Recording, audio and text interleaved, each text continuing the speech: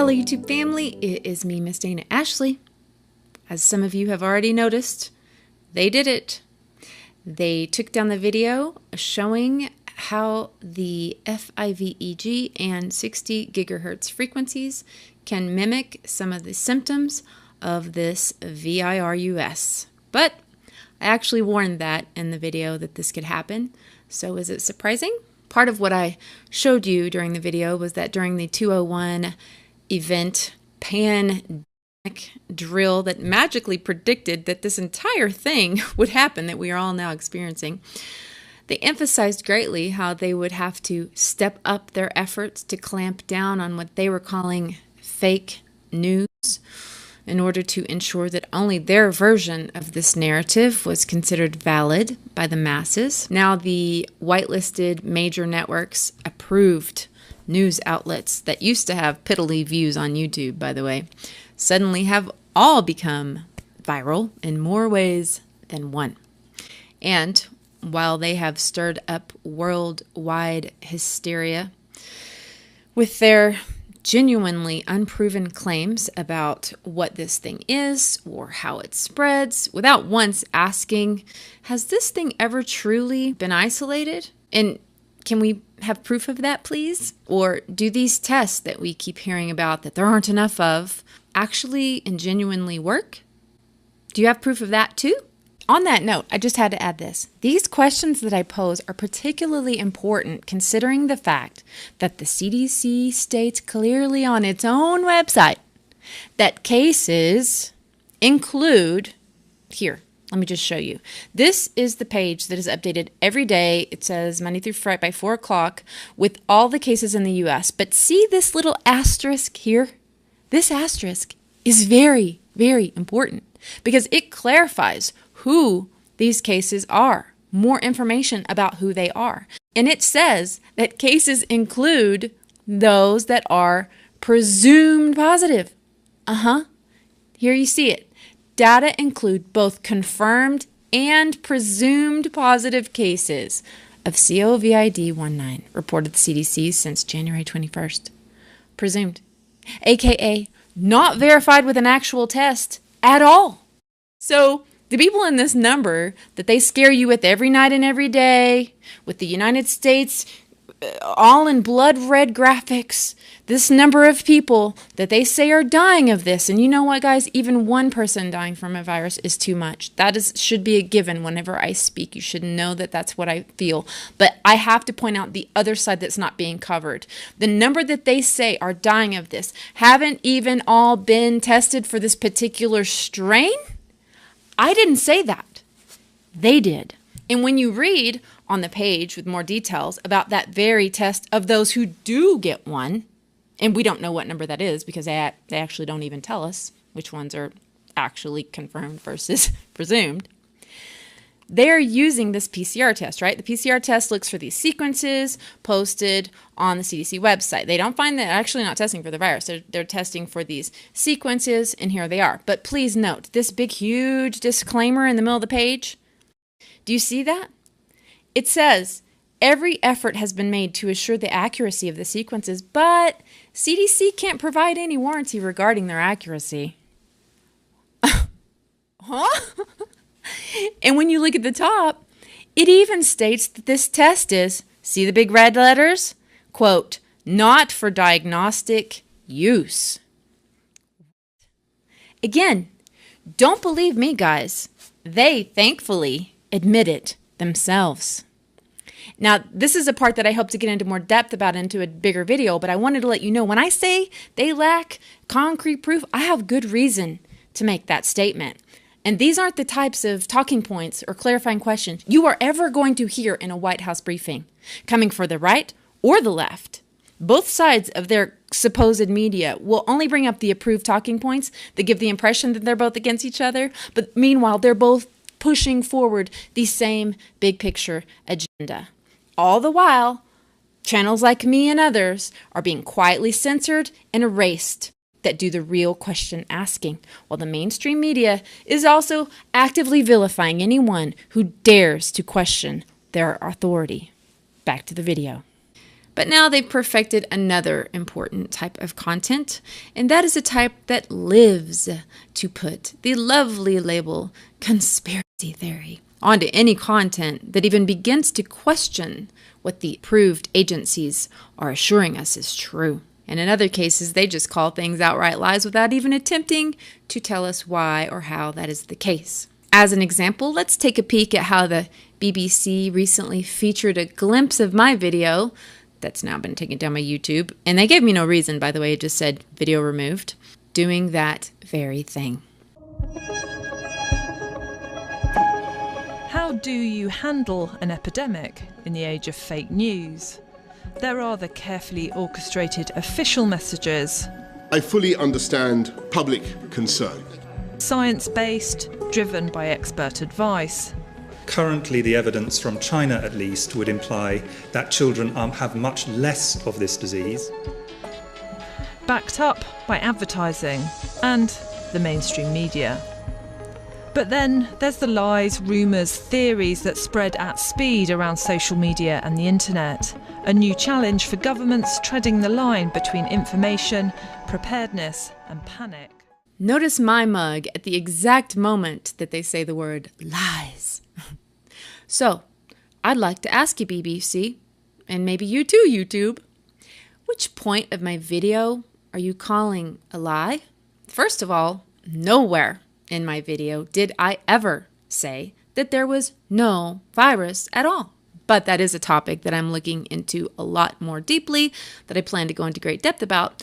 But also at no point in that video did I claim that the things that we were seeing in CHINA were only caused by 60 gigahertz. I've even had people come against me who are supposed to be on the same team with this, so it's a little disappointing. But with that, I would like to remind us all, we really need to be weary of people who absolutely state that everything is always a 100% HOAX with zero proof to back it up. I think that's just as dangerous as those who believe 100% everything the media says, to be honest, because both of them seem to be suffering from a horribly contagious disease, and that is the inability to think critically at all. It's true in this crazy world we're all living in now that things are rarely what they seem, but evil often uses truth mixed with lies to fool you best. To only believe in everything or to only believe in nothing is just lazy. It's mentally lazy, in my opinion. And I've always said, don't believe a word I say, question everything, and let's stand up for dignified discourse on all matters, even when you completely disagree with someone. I think a huge part of this plan is just to pin us all against each other, and you can be sure that they are measuring right now exactly how well we are doing that. All the while, they're slowly tightening this vice grip of censorship, vilifying anyone who doesn't take their perspective as the gospel truth. Dangerous. It's really dangerous.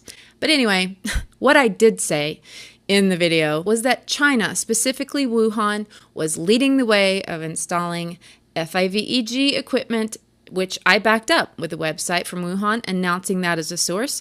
I stated that selected 60 gigahertz frequencies were the unlicensed frequency in China, and they are. I stated and showed specifically that 60 gigahertz has distinct oxygen absorption properties, and it does. And any of you right now at this moment can even Google this and see that oxygen has a very unique relationship with 60 gigahertz. It's all over. It's not even hidden yet. I also pointed out and showed a video of the biggest heads of telecom wringing their hands and squirming in their seats as Senator Blumenthal boldly asked them, "How much money have you spent researching the safety of FIVEG?" To which they answered, "None." So essentially, the answer to my question, how much money? Zero.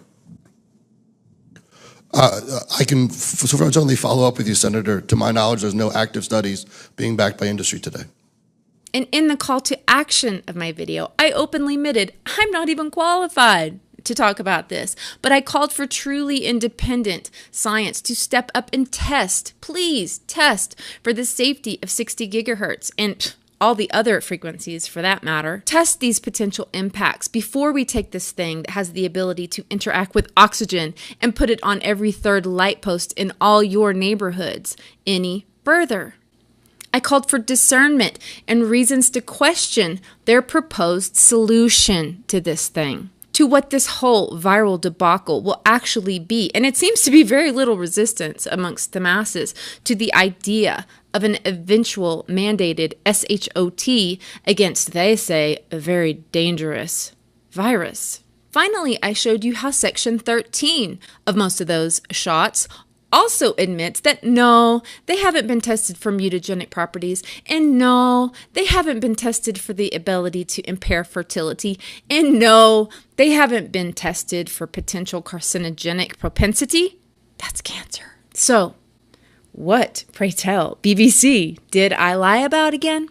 And when I pointed to the impacts of millimeter waves on oxygen and hemoglobin being alluded to in a textbook called Magnetobiology, Underlying Symptoms, some of you rightfully asked for more details. So I'm going to attempt here, even though I'll admit the concepts of atomic or molecular physics in there are beyond a stretch for my pea brain to comprehend, and many of the studies that I found were from the 60s or the 80s, and so the researchers weren't active anymore that I could tell or reach out to. So I searched to find direct answers from an experienced and active researcher who can dumb it down and explain it further for me to digest, in order to address exactly how the uptake of oxygen to hemoglobin could be impacted by 60 gigahertz.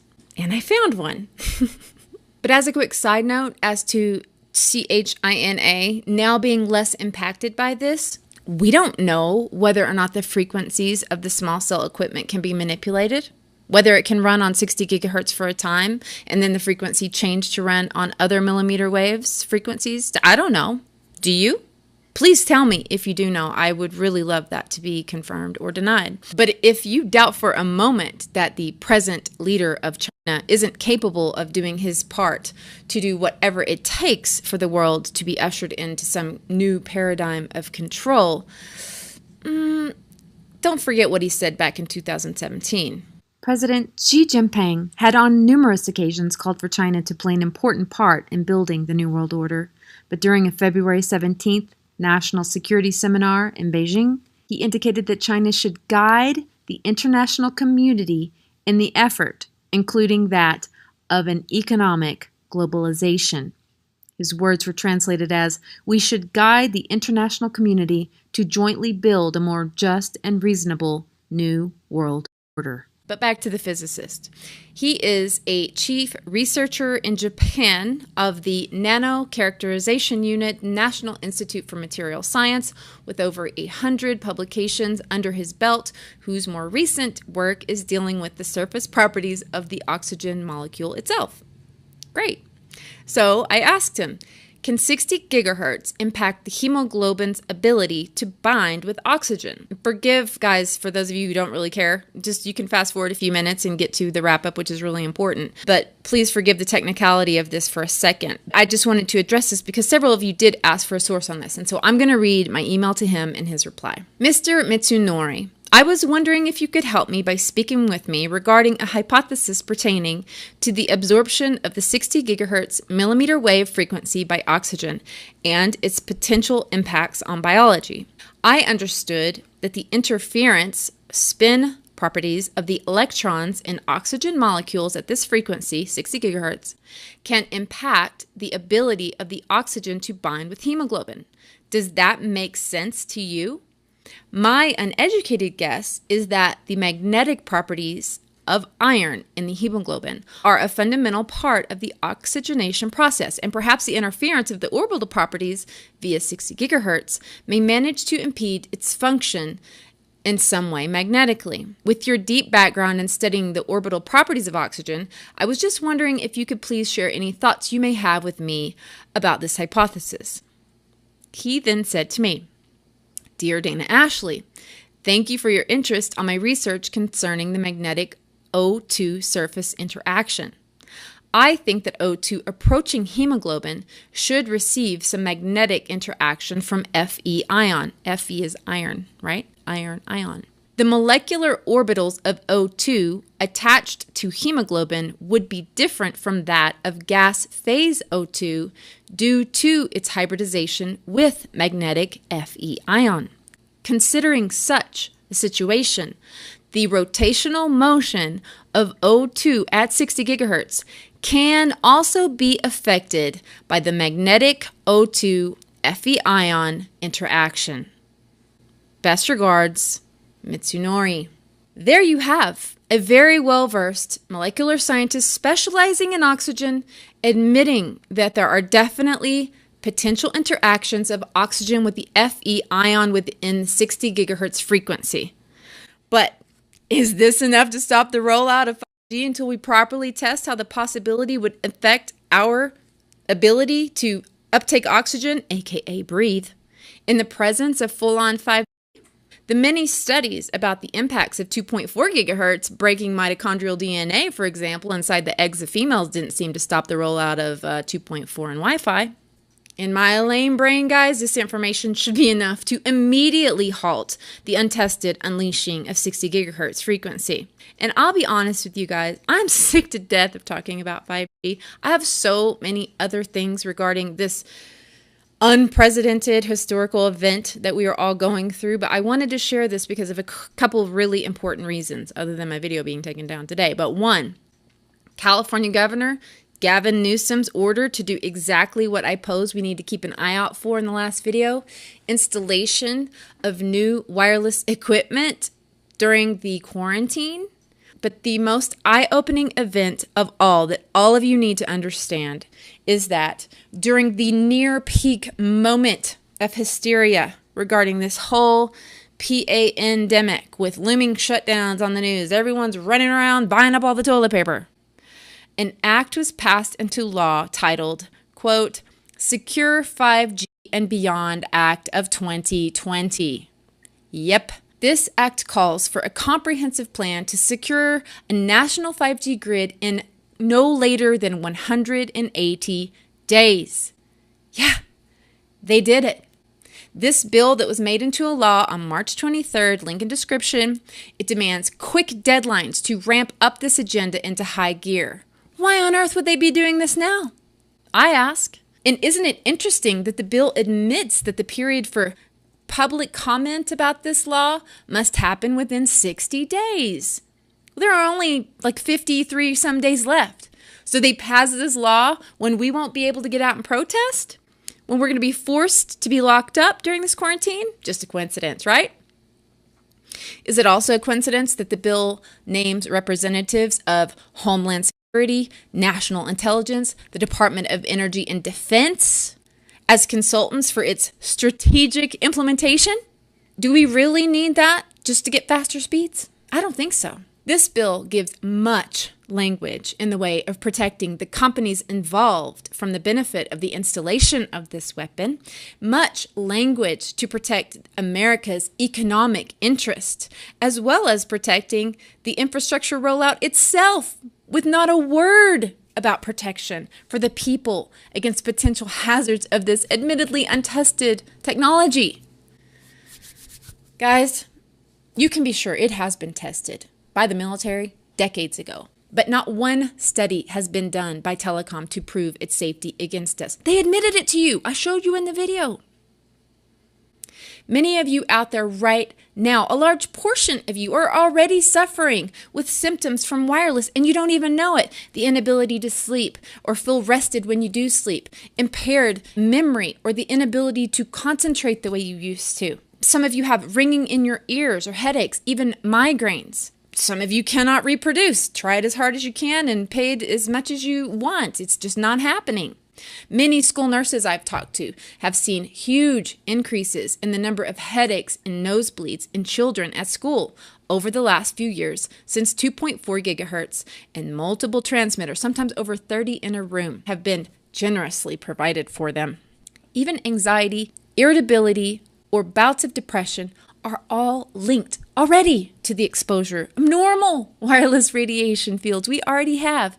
But guys, this is a whole new level, and Trump is all for it. And finally, and for those of you who are trusting the plan of those currently pretending to run the White House, I would like to emphatically and politely ask that you wake up. 5G enforced shots are the plan. You want to say Trump is fighting this from within? Wake up. He's made it abundantly clear. He's paving the way for this stuff, not only to be in the cities, but he spent billions upon billions to ensure you can't even go into the country to get away from it. Trusting the plan, DNA altering shots to help you never get the coronavirus, and 5G will work together. Q turns a blind eye to these things. Oh, we're not worried about that, someone told me recently. Really? There's your answer on what Q is. Trump is pushing these things as we speak. This garbage is calling itself truth and calling other things fake news. Don't believe anything. Guys, pray for discernment. That's all I can say. And that's going to turn some of you off who currently have been told by the media and movies over and over that praying is for idiots. I got news. This is going to push all of us into a place of humility, and that's a good thing. Ultimately, that's a good thing. But this garbage is calling itself truth, and it's allowing so many people to go back to sleep. That's an important thing to consider.